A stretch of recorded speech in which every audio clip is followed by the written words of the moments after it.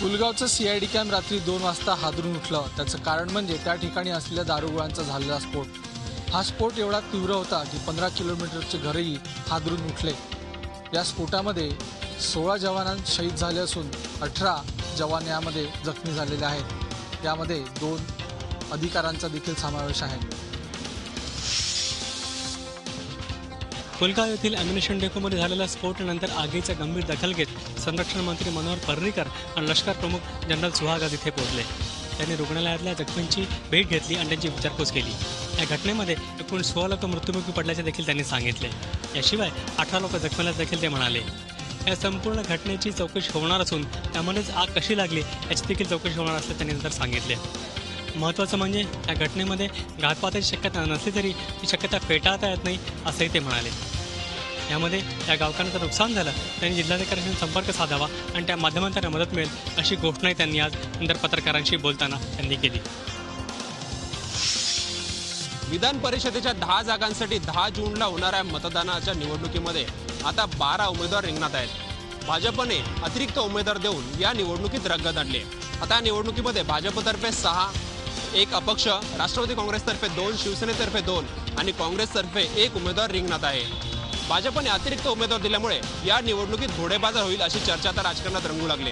3 जून रोजी अर्ज मागे घेण्याची शेवटची मुदत आहे। यावेळेला भाजपचा अतिरिक्त 6वा उमेदवार आणि भाजपचेच असलेले मनोज कोटक ज्यांनी अपक्ष म्हणून अर्ज भरलाय ते अर्ज मागे घेणार का हा खरा प्रश्न आहे। हे अर्ज जर कायम राहिले तर या निवडणुकीची चुरस वाढणार आहे आणि डोकेदुखी वाढणार आहे ती राष्ट्रवादी काँग्रेसची। कारण राष्ट्रवादी काँग्रेसला अतिरिक्तांची मतांवर डल्ला मारावा लागणार आहे आणि त्याच्यासाठीच घोडेबाजार होण्याची शक्यता आहे। त्यामुळेच भाजपने या निवडणुकीत पैसे खर्च करू शकतील असे उमेदवार दिल्याची चर्चा आहे। विधान परिषदेसाठी अर्ज भरण्याचा शेवटचा दिवस होता आणि आजच्या दिवशी भाजपच्या गोटामध्ये अत्यंत नाट्यमय अशा घडामोडी घडल्या। भाजपने 5 उमेदवार तर जाहीर केलेतच, पण त्याचबरोबर 6वा उमेदवार म्हणून अर्जसुद्धा भाजपने भरला आणि त्याच्यामुळे विविध चर्चांना ऊत आलाय। खास करून भाजपमध्ये काही महिन्यांपूर्वी प्रवेश केलेले RN सिंह, प्रवीण दरेकर आणि प्रसाद लाड यांच्यासारख्या लोकांना उमेदवारी दिल्यामुळे भाजपमध्ये काही प्रमाणात नाराजी नाट्यसुद्धा बघायला मिळालं। एकंदरीतच 5 उमेदवार निश्चित केले असताना 6वा उमेदवार भरल्यामुळे आणि त्याचबरोबर एका अपक्षासाठी सुद्धा अप्रत्यक्ष पाठिंबा दिल्यामुळे आता यापुढचे काही दिवस भाजप पक्ष चांगला चर्चेत राहणार आहे। महसूल मंत्री एकनाथ खडसे यांच्या नाराजी नाट्याची चर्चा आज दिवसभर होती। आज राज्याच्या मंत्रिमंडळाची बैठक होती, मात्र एकनाथ खडसे या बैठकीला उपस्थित नव्हते। ते कालच रात्री मुंबईवरनं त्यांच्या मतदारसंघात मुक्ताईनगरसाठी रवाना झाले होते। तेव्हा एकनाथ खडसे का आले नाहीत अशी चर्चा दिवसभर सुरू होती। मात्र सूत्रांनी दिलेल्या माहितीनुसार मुख्यमंत्र्यांकडे कालच एकनाथ खडसे यांनी आपण आज उपस्थित राहणार नसल्याचं पत्रच दिलं होतं। असं असलं तरी कालच्या एकनाथ खडसे आणि मुख्यमंत्री यांच्या भेटीच्या पार्श्वभूमीवर एकनाथ खडसे नाराज आहेत आणि म्हणूनच ते मंत्रिमंडळ बैठकीला उपस्थित राहिले नाहीत अशी चर्चा दिवसभर कायम राहिली। प्रचंड गोंधळात पार पडलेल्या राज्याच्या वैद्यकीय प्रवेशपूर्व परीक्षा आणि इंजिनिअरिंग प्रवेशपूर्व परीक्षा म्हणजेच CETचा निकाल उद्या जाहीर होणार असून दुपारनंतर विद्यार्थ्यांना DTE आणि DMER या 2 वेबसाईटवर हा निकाल पाहता येणार आहे। राज्यातले 3,97,000 विद्यार्थी या परीक्षेसाठी बसले होते। त्यात वैद्यकीय महाविद्यालयात प्रवेश घेऊ इच्छिणाऱ्या विद्यार्थ्यांसाठी उद्याचा निकाल हा अत्यंत महत्त्वाचा असून उद्याच्या निकालावरच विद्यार्थ्यांना सरकारी महाविद्यालयात प्रवेश घेता येणार की नाही हे निश्चित होणार आहे। त्यामुळे राज्यातल्या लाखो विद्यार्थ्यांचं लक्ष उद्याच्या निकालाकडे आहे। खासगी इंग्रजी माध्यमाच्या शाळा विद्यार्थी आणि पालकांकडून याही वर्षी बेसुमार आणि बेकायदेशीरपणे फी वाढ करून त्यांची लूट करत आहेत। याविषयी शिक्षण बाजारी विरोधीकरण मंचने शिक्षण विभागाकडे तक्रार केली। 8 ते 10 दिवस उलटून गेले, मात्र अद्याप नोटीस बजावण्याचे कागदी घोडे नाचवण्यापलीकडे कुठल्याही स्वरूपाची कारवाई करण्यात आलेली नाहीये। शैक्षणिक वर्ष सुरुवातीला केवळ 8 ते 10 दिवसाचा अवधी बाकी असताना देखील शिक्षण विभाग अत्यंत ढिम्म आहे। शुल्क नियंत्रणच्या संदर्भातला जो कायदा आहे तो कायदा देखील संथ गतीने सुरू आहे, त्याची अंमलबजावणी देखील होताना दिसत नाहीये। त्यामुळे यंदाच्या शैक्षणिक वर्षी तरी विद्यार्थी आणि पालकांना दिलासा मिळणार का, शुल्क वाढीतून त्यांची सुटका होणार का, असे असंख्य प्रश्न अनुत्तरितच आहेत। 1 जूनपासून हॉटेलमध्ये जेवण करणं असो, मोबाईलवर बोलणं असो, विमानवारी असो किंवा मग रेल्वेचा प्रवास असो, या सर्व गोष्टी आता महाग होणार आहेत. यापुढे आता अशा सर्व करपात्र सेवांवर कृषी कल्याण उपकर आकारला जाणार आहे. 0.5% हा इतका कृषी कल्याण उपकर आकारला जाणार आहे. त्यामुळे आता यापुढे थिएटरमध्ये सिनेमा बघणं असो किंवा मग रेल्वेचे तिकीटं किंवा मग विमानाचे तिकीटं असो, या सर्व गोष्टी आता महाग होणार आहेत. भविष्य निर्वाह निधी अर्थात PF मधून 50,000 रुपये काढून घेतल्यास त्यातून TDS कपात न करण्याचा निर्णय घेण्यात आला आहे. PF मधून काढण्यात येणाऱ्या रकमेवर कपातीची मर्यादा 30,000 रुपयावरून 50,000 रुपये करण्यात आली आहे. केंद्र सरकारनं याबाबत अधिसूचनाही जारी केल्याची माहिती अधिकाऱ्यांनी दिली आहे. प्राप्तिकर कायदा 1961च्या कलम 192 मध्ये वित्तीय अधिनियमानुसार त्यात दुरुस्ती करून ही मर्यादा वाढवण्यात आली आहे. केंद्र सरकारच्या या निर्णयामुळे EPFOच्या सदस्य असणाऱ्या कर्मचाऱ्यांना मोठा दिलासा मिळाला आहे. एकीकडे भयान पडलेला दुष्काळ, दुसरीकडे पाणीच नाही आणि दुसरीकडे शेवटचा उन्हाळा, या सर्वांचा परिणाम म्हणून ठाणे असो की मुंबई असो, भाज्यांचे भाव कडाडलेले आहेत. भाज्यांचे भाव जवळपास 100 ते 150 रुपये किलोवरती गेलेले आहेत. मग त्यात घेवडा असो, फरसबी असो, गवार असो किंवा मग टॅमॅटो असो, साध्या मिरच्या असो, वांगी असो, गाजर किंवा मग काकडी असो, सर्वांचे भाव हे 100 ते 120 रुपये किलो आहेत. 80, 100, 120 असेच भाव ह्या भाज्यांच्या बाजारात दिसत आहेत. आणि हा होलसेल मार्केटमध्ये असे भाव आहेत. रिटेल मार्केट म्हणजे त्याच्याहून 30 ते 40 रुपये जास्त भावाने भाजी विकली जात आहे. एकंदरीतच दुष्काळामुळे पाणी कमी आहे. पाणी कमी असल्यामुळे भाज्यांचा जो सप्लाय आहे तो कमी होत आहे, पण डिमांड मात्र वाढत चाललेला आहे. एकंदरीतच मग ह्या भाज्या पुणे, नाशिक, गुजरात किंवा मग मिरचीसारखी पदार्थ हा अहमदाबादवरनं किंवा हैदराबादवरनं येत आहेत. एकंदरीतच ह्यामुळे भाज्यांचे भाव हे कडाडलेले आहेत. त्यामुळे सर्वसामान्य माणसांनी भाजी खावी की नाही हा मोठा प्रश्न त्यांच्यासमोर पडला आहे. पेरणीची वेळ जवळ आली, मात्र पीक कर्ज मिळत नसल्यानं शेतकरी आता आक्रमक झाले. औरंगाबादमध्ये महाराष्ट्र ग्रामीण बँकेसमोर शेतकऱ्यांचं धरणे आंदोलन सुरू आहे. जोपर्यंत कर्ज मिळत नाही तोपर्यंत शेतकरी आता बँकेच्या या दरवाजासमोरून उठणार नाही असा पवित्रा त्यांनी घेतला आहे. या सगळ्या प्रकारामुळे आता बँक व्यवस्थापन जरी चिंतेत असलं तरी तातडीनं कर्ज वितरित करण्यास सक्षम नाही असं बँक सांगत आहे. त्यामुळे शेतकरी आणि बँकेचा वाद आता वाढतच जाणार अशी चिन्ह आहेत. मुंबई नाशिक महामार्गावरील साकेत पुलाचं काम सुरू झालेलं आहे. जवळपास हे काम 15 दिवस चालणार आहे. त्यामुळे 15 दिवस ठाणे व मुंबईला मोठ्या प्रमाणात वाहतूक कोंडी होऊ शकते अशी शक्यता वर्तवली जात आहे. हे काम खूप महत्त्वाचं आहे, कारण ह्याचं बेअरिंग असो किंवा जॉईंट्स असो हे काम करणं खूप गरजेचं असतं. नाहीतर मग पुलाचा मोठा अपघात होऊ शकतो किंवा पुलाची जी व्हॅल्यू आहे किंवा जी जीवनमान आहे ते कमी होऊ शकतो. ह्यासाठी हे पावसाच्या अगोदर काम करणं गरजेचं आहे आणि अशीच भूमिका PWD आणि ठाणे वाहतूक शाखेने घेतलेली आहे. आणि त्या अनुषंगाने एकाच म्हणजे नाशिकवरून मुंबईला जाणाऱ्या लेनवरती दोन्ही बाजूच्या गाड्या सुरू करण्यात आल्या होत्या. त्यामुळे जी वाहतूक कोंडी मोठ्या प्रमाणात होणार होती ती टळलेली आहे व एका प्रकारे सुरळीत वाहतूक झालेली आहे. एकंदरीतच ह्या पुलाचा उपयोग तुम्ही टाळा. शक्यतो हा जो मार्ग आहे ह्याचा अवलंब करू नका असं आव्हान वाहतूक विभागाकडनं करण्यात आलेलं आहे. जर कुठे वाहतूक कोंडी झाली तर वैतागून न जाता पर्यायी मार्ग अवलंबा किंवा वाहतूक पोलिसांशी संपर्क साधा असं आव्हानही वाहतूक पोलिसांकडून करण्यात आलेलं आहे. नरेंद्र मोदी हे देशाचे पंतप्रधान आहेत, मात्र ते देशाचे शहंशाह नाही अशा कडक शब्दामध्ये सोनिया गांधी यांनी आता नरेंद्र मोदी यांचा समाचार घेतलेला आहे. एकीकडून रॉबर्ट वाड्रा यांच्यावर आरोप चाललेले आहेत, मात्र हे आरोप हे तथ्यहीन आहेत आणि काँग्रेसमुक्त भारताचा जो नारा दिला जातोय तो जाणून बुजून दिला जातोय. काँग्रेसला संपवण्याचा आणि काँग्रेसमधील नेत्यांना संपवण्याचा हा कट असल्याचं सुद्धा सोनिया गांधी यांनी सांगितलेलं आहे.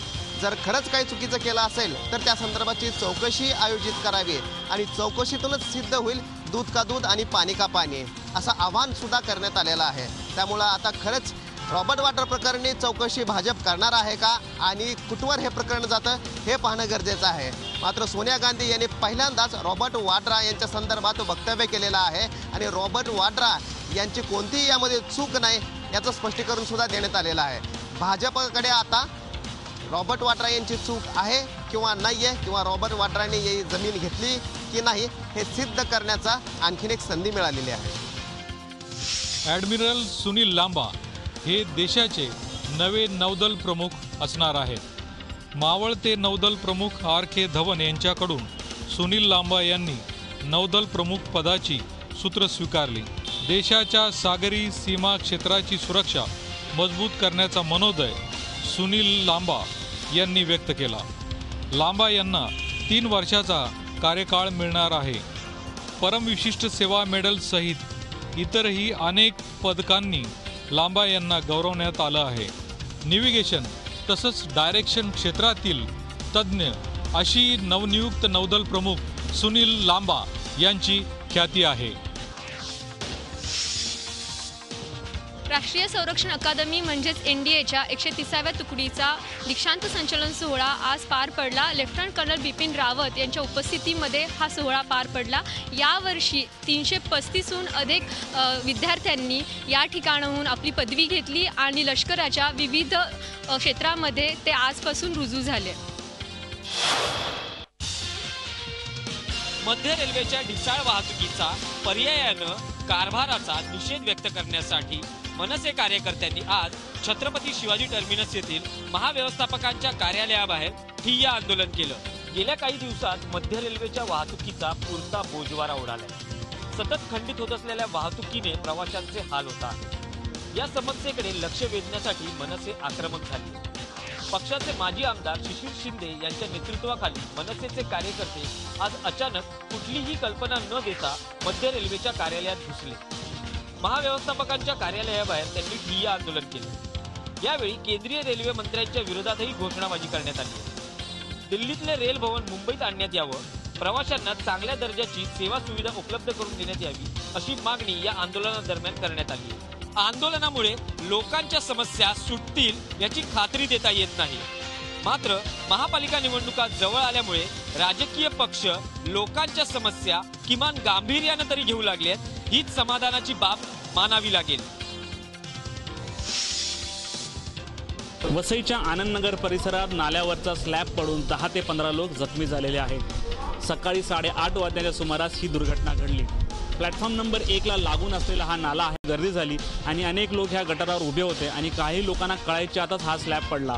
याच्यामध्ये 10 ते 15 लोक या गटारामध्ये पडले होते, तर यामध्ये 2 महिलांचा देखील समावेश आहे। जखमींना वसईच्या रवी हॉस्पिटलमध्ये रुग्णालयात उपचारासाठी दाखल केलेला आहे।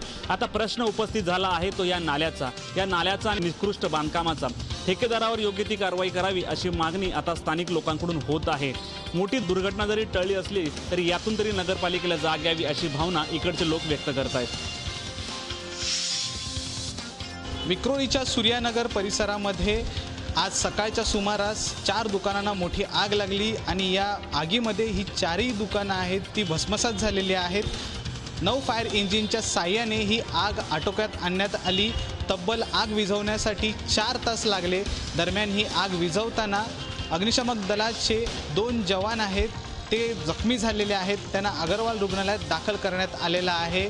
धनंजय परब आणि नाना व्यवहारे असे या 2 अग्निशामक दलाच्या जवानांचं नाव असून सध्या त्यांची प्रकृती स्थिर असल्याची माहिती मिळते आहे। पिंपरी चिंचवडमधल्या बोपखेलवासियांसाठी असलेला तात्पुरता तरंगता पूल येत्या 7 जूनला कसल्याही परिस्थितीत काढला जाईल असं लष्करानं स्पष्ट केलंय। त्यामुळं बोपखेलवासियांसाठी काय पर्याय काढता येईल या संदर्भात जिल्हाधिकारी सौरव राव यांनी पुण्यात आलेल्या संरक्षण मंत्री मनोहर पर्रीकर यांची आज भेट घेतली। पिंपरी चिंचवड महानगरपालिकेनं बोपखेलवासियांसाठी नदीवर तात्पुरता पॉन्टॉन ब्रिज उभा करून द्यावा अशी मागणी लष्कराकडे केली आहे। पिंपरी चिंचवड महानगरपालिकेची ही मागणी जिल्हाधिकारी सौरव राव यांनी संरक्षण मंत्र्यांसमोर सादर केली। त्यानंतर संरक्षण मंत्र्यांनी या संदर्भातला प्रस्ताव पिंपरी चिंचवड महानगरपालिकेनं जिल्हाधिकारी त्याचबरोबर लष्कराला द्यावा अशा सूचना केल्या आहेत। पण लष्करानं 7 जूनला तात्पुरता तरंगता पूल कसल्याही परिस्थितीत काढला जाईल असं सांगितलंय। आता महापालिकेच्या या प्रस्तावावर काय निर्णय होतो आणि त्याची अंमलबजावणी किती दिवसात होते हे आत्ता सांगता येणं कठीण आहे। त्यामुळं सध्या तरी 7 जूनपासून बोपखेलवासियांना पिंपरीमध्ये येण्यासाठी 20 किलोमीटरचा वळसा घालावा लागणार हे तितकंच खरं। ऑनलाईन लॉटरी लागल्याचं सांगत रत्नागिरीतल्या सिद्धेश्वर नागवेकर याला तब्बल 52,000 रुपयाची फसवणूक करण्यात आली आहे. सिद्धेश नागवेकर याला तब्बल 12.5 लाखांची लॉटरी लागल्याचं सांगत प्रथमतः 12,000 आणि त्यानंतर 40,000 रुपये SBIच्या अकाउंटमध्ये भरायला सांगण्यात आले. त्याद्वारे सिद्धेशने ही रक्कम भरली देखील. मात्र ज्यावेळी त्याला तिसरा फोन जो आला तो 60,000 रुपये भरण्यास सांगण्यात आलं. मात्र त्यावेळी सिद्धेशला संशय आला आणि त्यांनी थेट नापतोल कंपनीशी संपर्क साधला. मात्र आम्ही अशी कोणत्याही प्रकारची लॉटरी काढली नसल्याचं नापतोल कंपनीकडनं सांगण्यात आलं. त्याद्वारे सिद्धेशनी थेट रत्नागिरी पोलीस स्थानक गाठलं आणि या विरोधात एक गुन्हाही दाखल करण्यात आलाय. वारकरी पंथाचे आद्यगुरू आणि ज्ञानदेवांची गुरुमाऊली असलेल्या संतश्रेष्ठ निवृत्तीनाथांच्या वारीचं प्रस्थान होणार आहे 20 जूनला. 20 जूनला या वारीमध्ये संपूर्ण राज्यातील दिंड्यांनी सहभागी व्हावं आणि येथून आषाढी वारीला सुरुवात करावी असं आवाहन विश्वस्त संस्थांनी केलं आहे. एकूणच पहिल्यांदाच असं आवाहन करण्यात आल्यामुळे यावेळची वारी ही वेगळी ठरणार आहे. आषाढी वारीला अनेक वारकरी त्र्यंबकेश्वरात येतात, मात्र तितकीशी गर्दी या ठिकाणी या वारीला नसते. त्याचबरोबर तितक्याच्या शासकीय सुविधा आणि प्रशासकीय सुविधा या वारीला दिल्या जात नाहीत. त्यामुळे जर वारकऱ्यांनी संपूर्णपणे एकत्रितपणे त्र्यंबकेश्वरातून सुरुवात केली तर ही वारी अनोखी ठरू शकते. टीम इंडियात परदेशामध्ये विजय मिळवण्याची ज्यांनी जिद्द निर्माण केली असे माजी कॅप्टन अजित वाडेकर यांचा आज मुंबईत अमृत महोत्सवी सोहळा पार पडला. मुख्यमंत्री देवेंद्र फडणवीस यांनी माजी कॅप्टन अजित वाडेकर यांना वयाचे 75 वर्ष पूर्ण झाल्याबद्दल गौरवण्यात आलं. यावेळी माजी कॅप्टन सुनील गावस्कर, विनोद कांबळी, मोहम्मद अझरुद्दीन, माधव आपटे, मिलिंद रेगे असे क्रिकेटपटू उपस्थित होते. खरं तर वाडेकर यांनी टीम इंडियाला परदेशामध्ये विजय मिळवण्याचा विश्वास दिला. मात्र तरीही वाडेकर यांना पाहिजे तेवढी लोकप्रियता किंवा ओळख मिळाली नाही अशी खंत यावेळी माजी क्रिकेट प्लेयर सुनील गावस्करसह अनेक क्रिकेटपटूंनी व्यक्त केली. याचबरोबर हा सोहळा पाहिल्यानंतर आपण गहिवरून लावलो असं मत यावेळी वाडेकर यांनी व्यक्त केलं. हा सोहळा पाहिल्यानंतर अजित वाडेकर यांच्या डोळ्यातही आनंद अश्रू तरळले. लता दीदी आणि सचिन तेंडुलकरवर तन्मय भट्टने केलेली शेरेबाजी सगळीकडेच टीकेचा विषय बनलेली आहे. मात्र लता दीदींनी याबाबत फारसं बोलणं टाळलेलं आहे. मात्र त्याचबरोबर हा तन्मय भट्ट आहे कोण, त्याला आपण ओळखतही नसल्याची प्रतिक्रिया लता दीदींनी पहिल्यांदाच व्यक्त केलेली आहे. तन्मय भट्टने केलेला हा व्हिडिओ आपण पाहिलेला नाही आणि आपल्याला तो पाहण्याची इच्छाही नसल्याचं मत लता दीदींनी व्यक्त केलेलं आहे. मात्र त्याचबरोबर दुसरीकडे पोलिसांनी अनेक बाजूंनी टीका होऊनही पोलिसांनी अद्याप याबाबत कुठचीही ठोस भूमिका घेतलेली नाही, कुठचीही कारवाई केलेली नाही. अनेक सेलिब्रिटीजनी, बॉलिवूडमधल्या अनेक दिग्गज अभिनेत्यांनी याबाबत तन्मय भट्टवर आपली टीकेची झोड सुरूच ठेवलेली आहे. त्यामुळे येत्या काही दिवसांमध्ये तन्मय भट्टवर काही ठोस कारवाई होते का याकडे सगळ्यांचं लक्ष लागलेलं आहे. झी 24 तास रहा एक पाऊल पुढे.